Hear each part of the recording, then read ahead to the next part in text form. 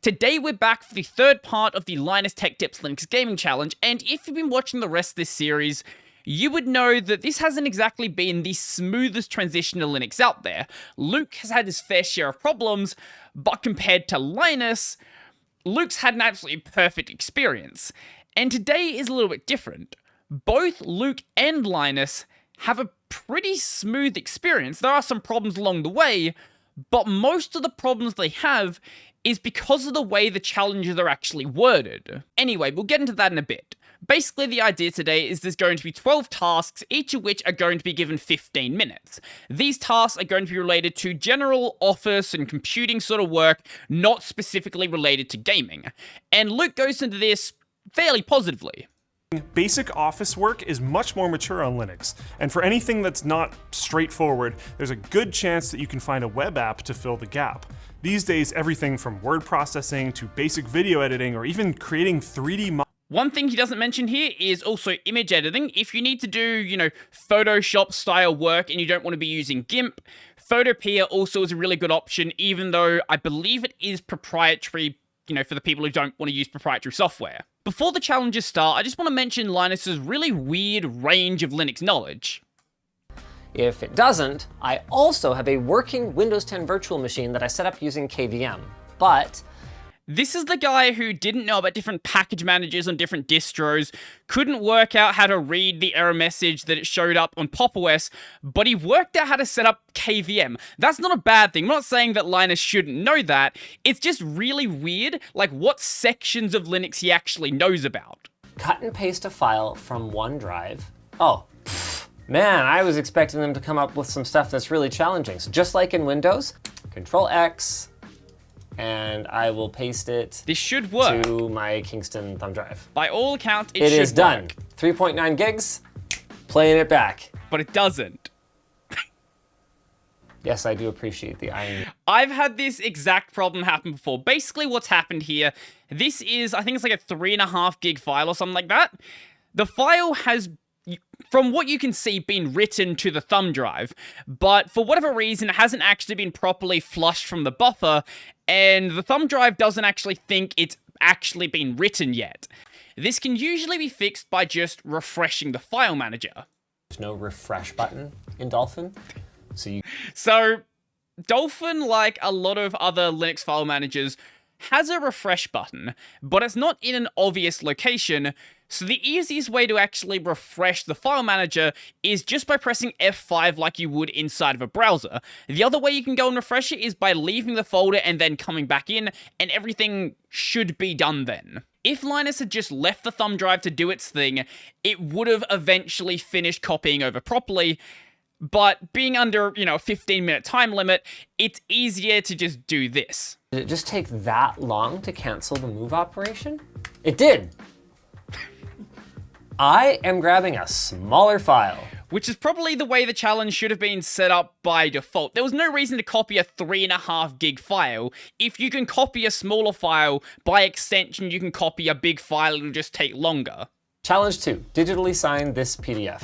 And the way you interpret that statement is going to seriously change what you actually do. This is where Linus made his first mistake. Digitally sign. Oh, this is looking promising. Oh, draw a rectangle to indicate the signature field. Okay. A signature this size is too small to read. No, I'm just gonna sign it. There are no available signing certificates. What Linus did is he went to go and do a cryptographic signature, basically saying that he is actually the owner of this signature, he is the one who has actually signed it. Luke, on the other hand, took the more literal approach. Shot. Sign. New signature. Save. And his worked fine. Now, technically, both of these approaches are completely valid.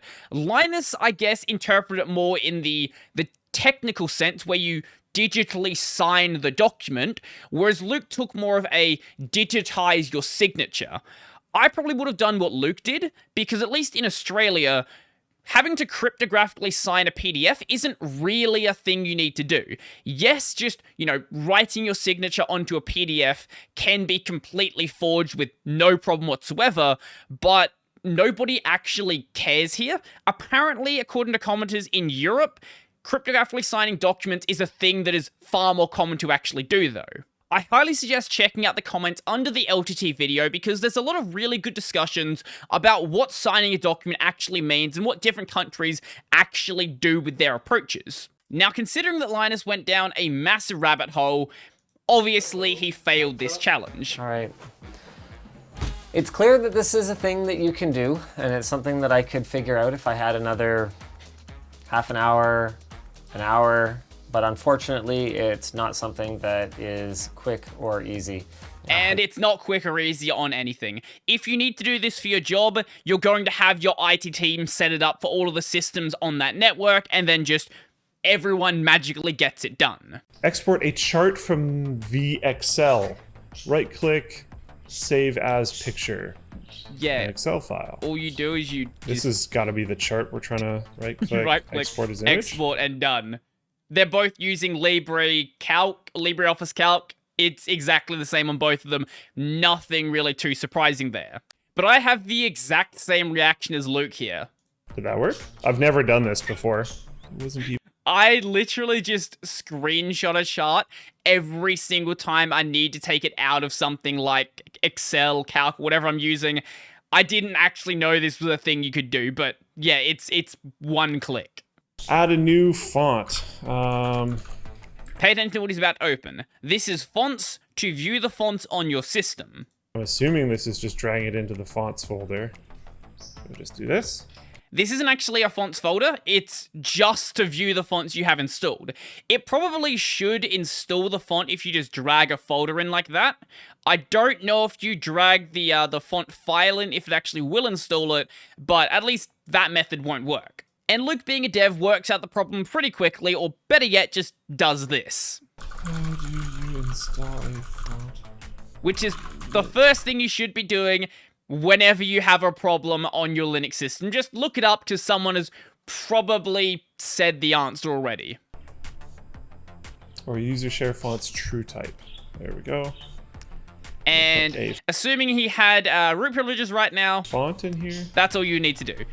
Mission denied. Okay, so open as root.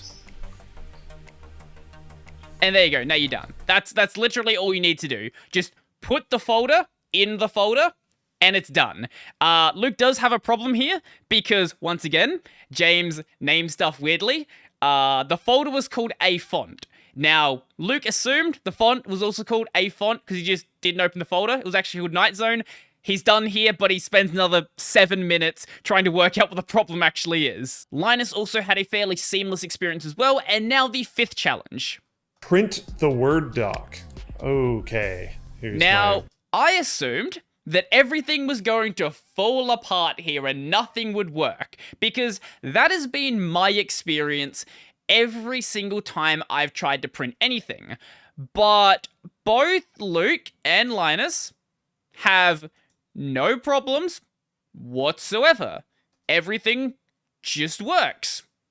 I don't know what printers they have that make everything just work, but I want those printers, because in my experience, it's never worked.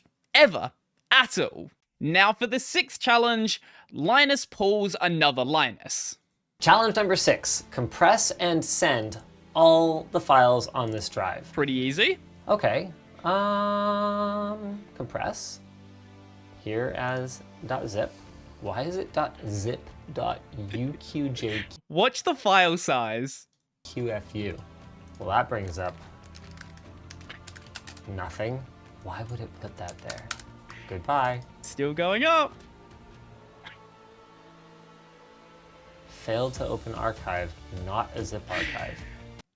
It was compressing still. It was still being compressed, and he's like, but the file is here. It must be done. And that's actually a problem with the way this is being compressed. And Any sensible compression utility to stop people like Linus doing this is going to make the file a hidden file until the compression is actually done. I think I just fell for the same thing that I said I wouldn't fall for again. Compress here as .zip. It was doing it down here, and I didn't notice. So I guess the 6 characters or whatever here is just random gibberish Exactly. while it's Yes. a temporary file. And you probably should have noticed the numbers going up here as well, but we'll leave that there. Now, this ended up being a pretty large archive, around 3.5 to 4 gigabytes, and that takes quite a while to actually compress. Are these files going to compress at some point? Dolphin, you're embarrassing yourself. When you have a 15-minute time limit, I can totally get why you'd be annoyed with that. But this challenge actually had 2 parts. It was compress and send. And what does send mean? Well, I don't know, just make it up as you go. So Luke tried to send an email, probably to James. Because the file was too large, though, he couldn't attach it to the email, so Gmail tried to upload it to Google Drive, and that's going to take a bit of time because it's almost 4 gigabytes. And Linus had basically the same problem as well. Hello. What do you mean by compress and send? Could that been email it or something? Well, I mean, there's a 3 gigabyte file in it, so emailing it's not really practical. Then just don't include that video. Oh, well, I mean, I already zipped the whole thing, including the video. Clearly, like, this challenge was not well thought out. It had to have been just thrown together at the absolute last second. There's nothing to really say about Challenge 7, which is take a screenshot, Challenge 8, which is make a symlink to a file or a folder, Challenge 9, which is create or connect to a network folder, and Challenge 10, which is open Discord on startup, because doing all of those things is pretty straightforward, and in the desktop environments they're using is pretty well integrated, and most other desktop environments handle all of that stuff well as well. The only thing to mention is there is like a weird interaction method for making a symlink or a shortcut, whatever you want to call it, on Mint. I've like never made shortcuts. I don't make shortcuts in Windows either. I can hold the Shift and Control keys, highlighting and dragging a file or folder. Why is it Shift and Control? Seems a little weird, but let's make a shortcut of a video. And it just, give it a second, it just does it. Like, there's nothing really much to it. I don't know why it is Shift and Control, but it's still easy enough. And for the 11th challenge, it shouldn't be a problem, but somehow it becomes one. Watch 4K content. Pretty straightforward. .mp4. Where'd it go? Hello? Wait, it goes black and full screen? That's a nice feature. What? Why does it do that? Is that happening with anybody else that uses the video player on KDE? I've never seen a video player do that. If your GPU can handle 4K, it should be able to play it in whatever media player you're using. But this is just another reason to never use anything that isn't MPV or VLC. Challenge number 12. Watch HDR content. As far You don't. You just don't. It just doesn't work. Maybe one day we'll have HDR on Linux, but today's not that day. Now that's it for the challenges themselves, but Linus and Luke do have some thoughts on how they actually got here. I've had a very frustrating issue where any amount of Windows movement, especially if I dare to have an even low performance game like FTL running, will be very laggy. Now, I can't say I've ever experienced this myself, but Luke is also using NVIDIA. This could very well be some weird NVIDIA driver problem. If you notice, it's not just the window itself that's lagging, it's everything on the screen. So his webcam, the game itself, everything is locking up whenever he moves the window. If someone knows what's causing this, I would really love to know. Surprisingly, Linus is the positive one here. Meanwhile, on Manjaro KDE, I've had a relatively smooth experience. I do have little complaints, like that the Show Desktop button doesn't actually minimize anything, and as soon as you grab a focus application, everything comes ripping back onto the screen. That is the default behavior. I don't use KDE myself, but someone in the comments of this video said if you right-click on the Show Desktop button, there is a Show Alternatives thing, and you can then go and set it to minimize windows, and then that will do the behavior that Linus wants to see. Or that the application labels are underneath the window previews when you cycle through with Alt-Tab, making them harder to read. I don't know whether you can really criticize that. That feels more like a personal preference thing. I like them being on the bottom. I can get why you'd want them to be on the top, and there's probably a way to configure it, but I can't really say that's better one way or the other. But overall, if all I needed to do was run a web browser, do some basic word processing, I wouldn't have anything to complain about. And not watch HDR. Installing and managing applications, on the other hand, has made me wish that my Pop! OS experience hadn't been so discouraging. Manjaro has a graphical package manager called PAMAC that allows applications to be installed in a couple of clicks. But by default, it contains only some of the things I need. It can be unlocked to search for Flatpak, Snap, takes and like AUR 5 packages, minutes to do, which at dramatically increases its usefulness. But if this Manjaro developer is to be believed, these non-official sources can result in downtime. And if they do, everything is working as intended. So when you install something from the AUR or you install a Flatpak, these repos aren't managed by the Arch team. They're not managed by the Manjaro team. This is something managed by the community. So all of the packages in there, there's no guarantee they're actually going to work. Most of them will, especially if they're big packages, things like OBS, but random small applications, they might have been packaged in a weird way and just don't work, or they might be really out of date, the dependencies don't line up. Any number of things that are going to stop them actually working properly. So the reason why this warning is here is because the Manjaro team doesn't want to guarantee that by using these extra repos, everything's just going to be good, because they have no way of doing that guarantee. Most of the time you're going to be fine, but by making this installation transparent, it can lead to some problems down the line. But it's this kind of hit or miss functionality that has turned using my computer from something that I do for fun into something that feels more like work. And you know what? I think that's entirely fair.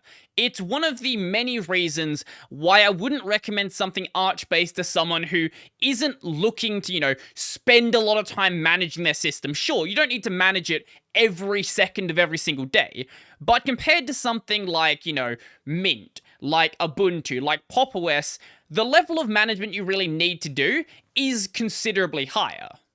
Okay, here's one.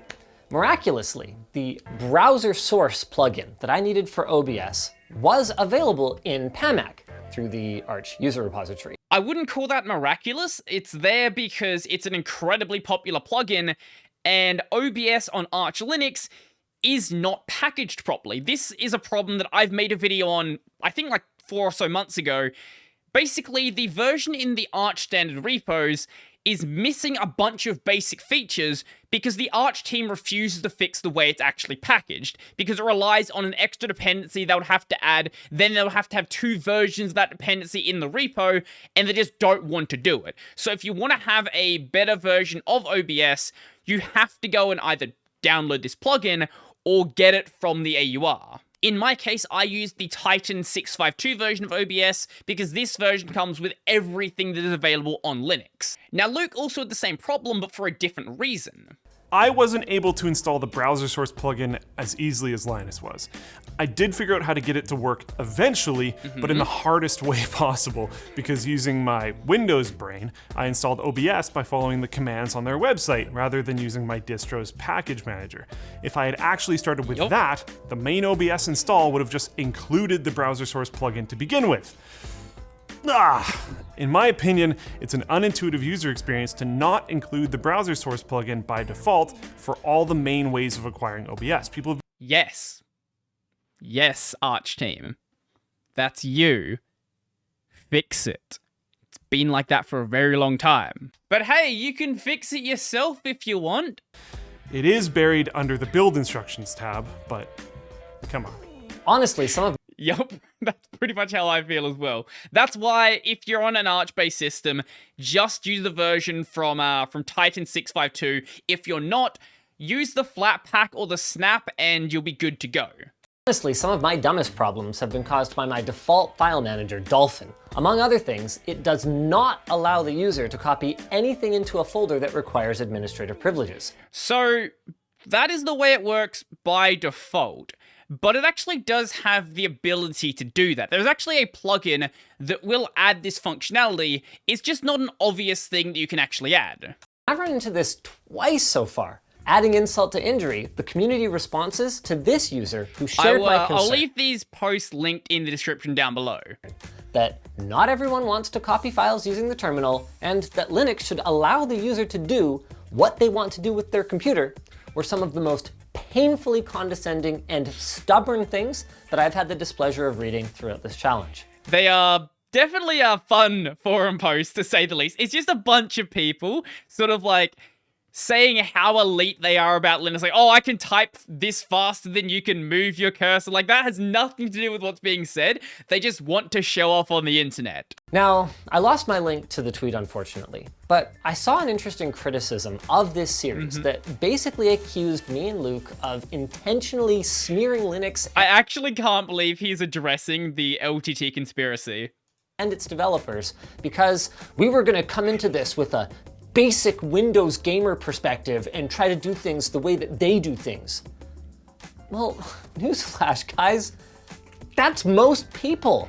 And if you legitimately, like in your heart of hearts... I disagree with the take he has here. I don't think that Linux needs to do things in the Windows way. No one's saying to macOS that macOS needs to do things in the Windows way. macOS does its own things in its own intuitive way. Windows does things in its own intuitive way. There is a way that these desktop environments can be made more intuitive that doesn't mean copying exactly what Windows is doing. Take Android and iOS, for example. They work nothing like Windows do, but you can pick up one of those devices and sort of work out how it works pretty quickly, even if you've never used that specific operating system. And if you legitimately, like in your heart of hearts, want Linux desktop to grow, you need to accommodate those people. He is right that they need to be accommodated, but I don't agree at all in the way that he's phrased it. I feel like if he spent more time thinking about that problem, he would sort of come to the same conclusion that I have. Well, that depends. I strongly believe that enthusiast distros for advanced users should stay advanced. This would be things like, Arch, Gentoo, Void, you know the drill at this point. There is immense raw potential in an unfettered experience. It is important for new users wishing to eventually achieve mastery of a system, and for current masters of that system to be afforded full control and responsibility in order to maximize their ability to learn, grow, and realize potential. That being said, not everything fits under that umbrella. There are distros out there more for gamers or inexperienced users, so for those systems, we really hope that there's a lot of good that can come from us doing this. Yeah, I don't really have anything to add to that. I completely agree. Something that the good eggs in the Linux community need to understand, though, is that you guys are great, and there's lots of Talking about you guys. It's just that it only takes a couple of toxic gatekeepers to turn people off. And I think that's very important to remember. Most people in the Linux world aren't, trying to gatekeep. Most people aren't saying, oh, you must do everything in the terminal. If you don't write C code, you're a bad person. If you use Mint, you're a bad person. All of these dumb things that I've actually seen people say online. But they are the most loud and they are the most annoying, so I try to sort of, do my best to put out a good message and try to make the Linux space at least a tiny fraction more positive. So that's pretty much it for the video. The last 2 minutes are basically just Linus rambling and saying things that have already been said. Overall, this was a very, very smooth episode because the challenge that they had really couldn't have gone wrong. The only way they could have gone wrong is by wearing a blindfold and then just hitting random keys on your keyboard.